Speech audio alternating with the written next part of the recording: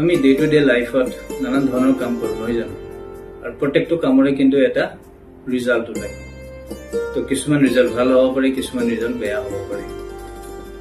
এটা বস্তু মন কৰিব যিমান আপুনি সততা নিষ্ঠাৰে এটা ডিসিপ্লিন পদ্ধতি অৱলম্বন কৰি যেতিয়া কামবিলাক কৰিব ন তো অবভিয়াছলি আহিবলগীয়া দিনবিলাকত তাতে ভ্যালু এডিশন থাকিবই আপোনাৰ কিন্তু স্যাক্ৰিফাইস অৰ্থলে কেতিয়াও নাযায়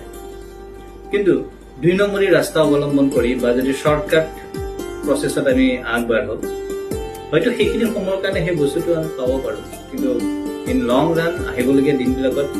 তাৰে এটা কিন্তু নিগেটিভ প্ৰভাৱহে পৰে নিগেটিভ ইম্পেক্টহে হয় কাৰণ আপুনি আপোনাৰ স্কিলে নাথাকিলে ন শিকিবৰ কাৰণে যে বেয়া পৰিস্থিতিত মই নিজকে কেনেকৈ সংযোগ কৰি ল'ব পাৰো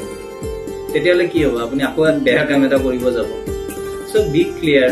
আপুনি কি কাম কৰি আছে তাতে সততা নিষ্ঠা থাকিবই লাগিব ভাল